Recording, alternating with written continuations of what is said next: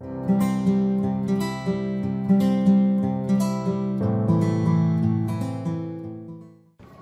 dia a todos. Gostaria de convidá-los em primeiro lugar para nós estabelecermos uma sintonia mais sólida com os benfeitores espirituais, para convidá-los a me acompanhar nessa singela oração. Senhor de nossas vidas, agradecemos a oportunidade deste encontro, agradecemos a oportunidade da vida, da família, dos amigos, da inteligência, e agradecemos também as provações, que são oportunidades de correção de rumos, assim como também a presença dos nossos opositores, que muitas vezes nos apontam as nossas imperfeições, que igualmente devem ser corrigidas. Permita, Senhor, que esse nosso encontro seja produtivo e que os conceitos que aqui forem expostos possam contribuir para a nossa auto-iluminação. Que assim seja. Bem, amigos, então nós vamos conversar hoje sobre o capítulo 17, Sede Perfeitos, e em particular os itens 4 a 6, os bons espíritas. Está escrito errado, quando vocês forem ver lá no livro é os bons espíritas e a parábola do semeador. Para preservarmos as palavras do mestre de todos nós, vale a pena ser coração. Quem já veio no Anel de Luz sabe que tem essa musiquinha, né? Então vale a pena nós lermos aquilo que se encontra lá nas anotações do evangelista Mateus, no capítulo 13.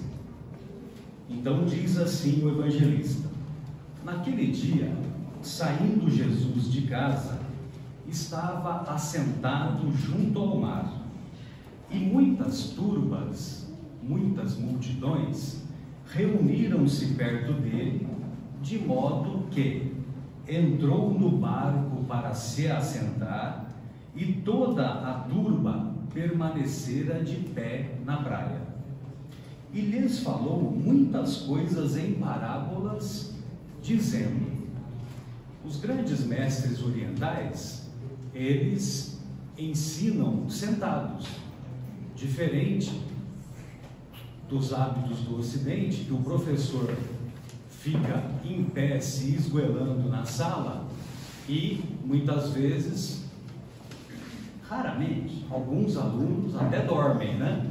Sentados, e o professor, coitado, fica lá 1 hora ensinando em pé. Mas não é o nosso caso aqui, né? Porque eventualmente os que aqui eventualmente dormem, é porque eles estão em transe mediúnico, eles estão, né, tendo aquele fenômeno de... Como é que chama o fenômeno mesmo? Eu esqueci agora. Desdobramento. Fenômeno de desdobramento. Obrigado, Dani. Bem, e então, um outro detalhe que é interessante é que ele começa a parábola dizendo assim, e lhes falou muitas coisas em parábolas, dizendo. Por que falou em parábolas?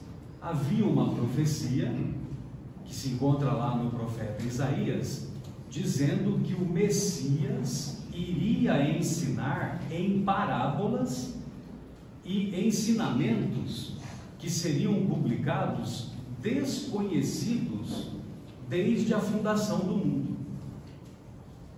Se você pegar o Antigo Testamento ele é composto de 40 livros aproximadamente. Eu estou arredondando. E o Novo Testamento é 27, 28, então é um pouco menos. E se você pegar a grossura do Antigo Testamento comparar com o número do Novo Testamento, é muito maior o do Antigo Testamento. E no Antigo Testamento tem apenas 2 parábolas, enquanto que Jesus contou 40 parábolas. Dessas 40 parábolas, 28 se encontram no Evangelho de Lucas. E quando nós falamos do Evangelho de Lucas, nós devemos entender que o Evangelho de Lucas, o Lucas escreveu muitas informações que foram obtidas e anotadas pelo apóstolo. Quem que passou as informações para o Lucas? Pelo apóstolo Paulo. Então, quando a gente lê o Evangelho de Lucas, a gente também deve entender que muitas informações foram passadas pelo próprio Paulo. Muito bem, aí ele começa assim: eis que o semeador saiu a semear. Olha só, né? Parece uma redundância, né? Ele está falando que a chuva é molhada, né? O semeador saiu a semear. Só que o evangelista, ele não gastava tinta à toa. A tinta, os pergaminhos, os papiros eram compostos de material muito caro. Então, para ele escrever eis que o semeador saiu a semear, tem uma lição mais profunda do que parece. Como no começo do Sermão do Monte. No começo do Sermão do Monte, o evangelista Mateus escreve assim: e abrindo a sua boca, lhes ensinava dizendo. Mas por que abrindo a sua boca, né? Porque a boca fala do que está cheio o coração. Então não é à toa que tem essas aparentes redundâncias. Então o semeador saiu a semear. Qual que é a função do semeador? Semear. Qual a função do médico? Se esforçar para curar. Qual a função do professor? Ensinar. Do juiz? Estabelecer a justiça. Então, se nós nos propomos a cumprir com as nossas tarefas, é isso que Jesus está dizendo, para nós nos concentrarmos, estabelecermos um foco nas nossas tarefas e dar cumprimento. E ao semear, uma parte caiu à beira do caminho, e vieram as aves e as comeram. Outra parte caiu sobre solo pedregoso, onde não havia muita terra, e brotou imediatamente, por não haver profundidade de terra. Raiando o sol, foi crestada, e por não ter raiz, ressecou-se. Outra parte caiu sobre espinheiros. Os espinheiros subiram e as sufocaram. Outra parte, finalmente, caiu sobre terra boa e dava fruto. Uma 100, outra 60 e outra 30. Quem tem ouvidos, ouça. Bem, primeiro nós devemos fazer uma distinção. Jesus ensinava por parábolas, que é diferente de fábulas e diferente de apólogos. Apólogos, as personagens são coisas inanimadas: o sol, a rocha, as estrelas e assim por diante. As fábulas, as personagens são os animais: a cigarra e a formiga, a raposa e as uvas e tantas outras. Aliás, tem um comentário de um representante do ateísmo que ele diz assim, inclusive eu não guardei o nome do autor, mas ele é autor do livro intitulado Deus, um delírio. Olha só, né? Deus, um delírio. E então esse autor diz assim, que Deus é um conto de fadas, ou uma fábula, né? Deus é uma fábula para quem tem medo do escuro. Forte, né? Desagradável, né, esse pensamento. E o autor vende muitos livros, viu? Inclusive com esse título. Mas contrapondo a esse pensamento, um outro pensador diz assim: o ateísmo é um conto de fadas para aquele que tem medo da luz. Então foi uma boa resposta, né? Que logicamente que nós estamos mais desse lado, né?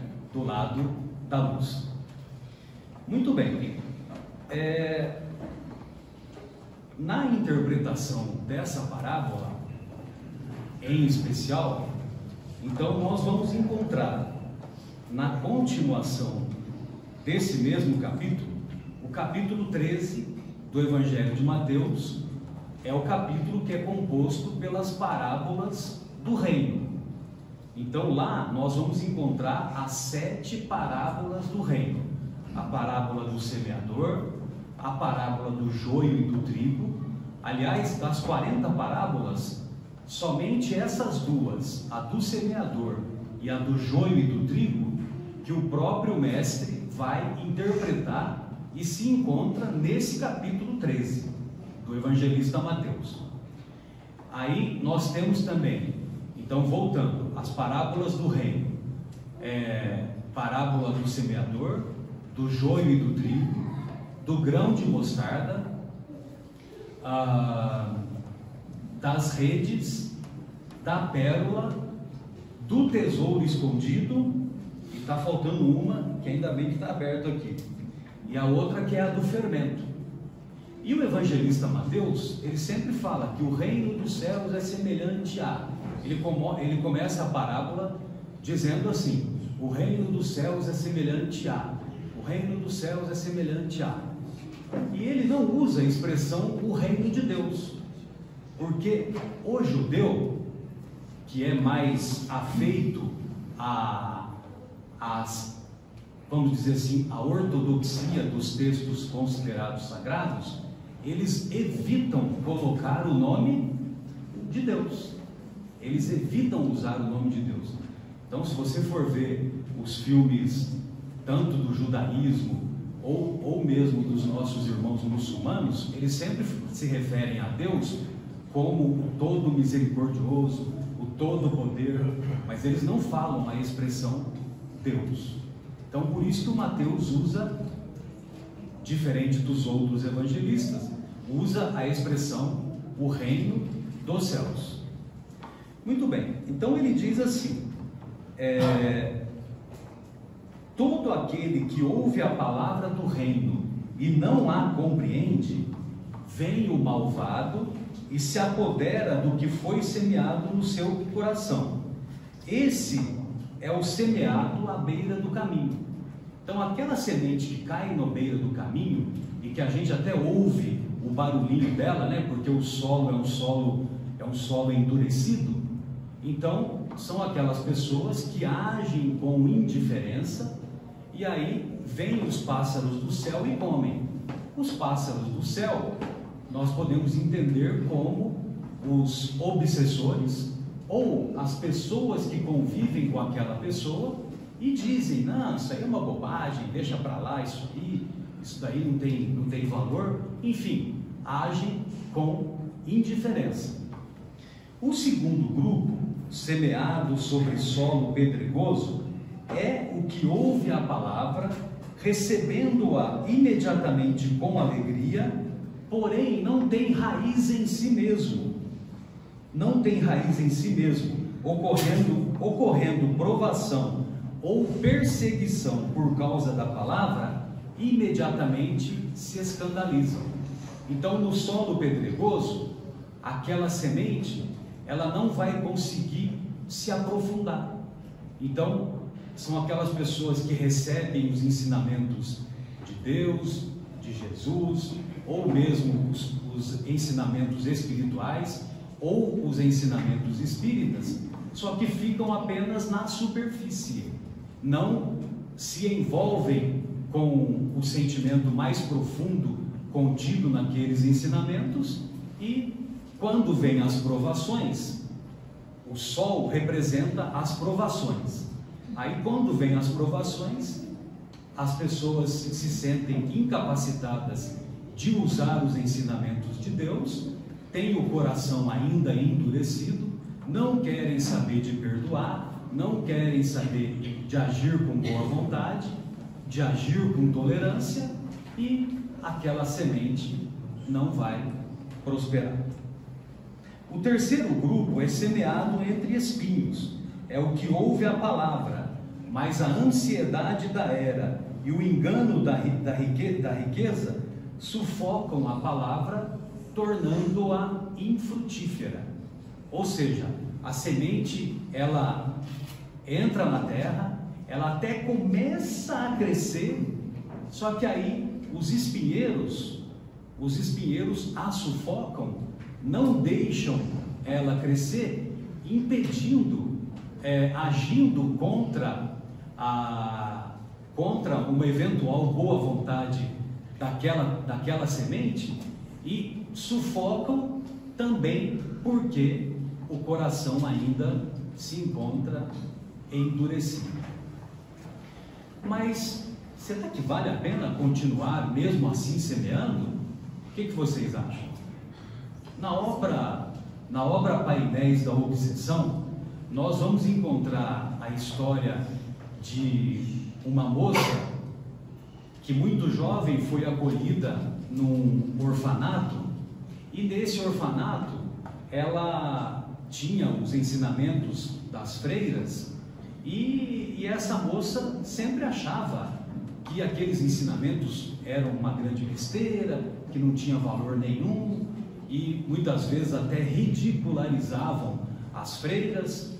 E um belo dia ela encontrou um meio de escapar do orfanato e fugiu. Ela foge do orfanato, tem a sua trajetória, encontra com um jovem, engravida desse jovem e resolve praticar o aborto delituoso. Quando ela está lá na mesa de cirurgia para praticar o aborto delituoso, então, infelizmente, ela tem uma hemorragia e começa a perceber que ela vai desencarnar. Quando ela percebe que ela vai abandonar o corpo, aí passa na tela mental daquela nossa irmã, passa todos os ensinamentos que as nossas irmãs freiras passaram para ela. Ou seja, aquela sementinha, embora tenha ficado sufocado no seu coração empedernido, no seu coração endurecido, aquela sementinha, naquele momento, iria propiciar uma nova trajetória na vida daquela nossa irmã. Muito bem, o semeado sobre terra boa é o que ouve a palavra e a compreende, o qual frutifica e produz 100, outro 60 e outro 30. Mas por que esse raio de 100, de 60 e de 30? Qual que é o grande mandamento da lei? Amar a Deus sobre todas as coisas e ao próximo como a si mesmo. Então, é impossível nós nos tornarmos espíritos felizes, é impossível nós nos tornarmos espíritos felizes se nós não amarmos. Então, quem ama só a Deus está produzindo 30%. Quem ama somente a Deus e ao próximo também está produzindo 60%, um pouco mais. Agora, quem ama ao próximo, a Deus e a si mesmo, aí sim está produzindo a 100 por 1, como nos ensina o Mestre Jesus. E nós vamos encontrar lá no Evangelho segundo o Espiritismo, um comentário do Kardec, que ele diz assim, referindo-se aos bons espíritas. Os bons espíritas são aqueles portadores de virtudes, são aqueles portadores de boa vontade, de perdão, de tolerância, aqueles que se preocupam o tempo todo em se melhorar. E em se tornando uma pessoa melhor, vai influenciar de maneira positiva aqueles com quem convive. Então, o nosso querido Kardec, ele diz assim: reconhece-se o verdadeiro espírita pela sua transformação moral e pelos esforços que faz para domar suas más inclinações. Então, não se reconhece um verdadeiro espírita porque ele vai uma vez por semana tomar passe lá no Paulo de Tarso, ou porque ele participa da campanha Alta de Souza, ou porque ele participa das atividades voluntárias. Mas o verdadeiro espírita é aquele que obtém a sua transformação moral e que luta incessantemente para domar as suas más inclinações.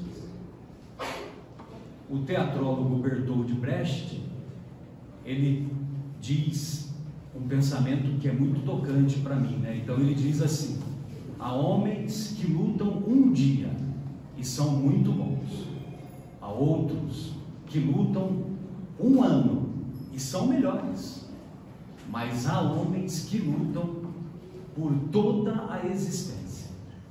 Esses são imprescindíveis. Tornar-se imprescindível deve ser a nossa meta para que estabeleçamos as vitórias do nosso mundo íntimo, as vitórias que têm como único testemunho Deus, nosso Pai, e a nossa própria consciência. Bem, amigos, então eu gostaria de convidá-los a me acompanhar para a nossa despedida, essa singela oração, quando nós vamos, uma vez mais, agradecer a Deus a oportunidade desse encontro, a oportunidade de refletirmos sobre os ensinamentos que caracterizam as palavras de vida eterna do Mestre, ensinamentos que são válidos em qualquer situação, qualquer local, qualquer tempo em que nos encontremos, uma vez que as leis morais de Deus são imutáveis e nós é que devemos a elas nos ajustar. Permita, Senhor, que sejamos capazes de nos esforçar continuamente para a elas nos ajustarmos. Que assim seja.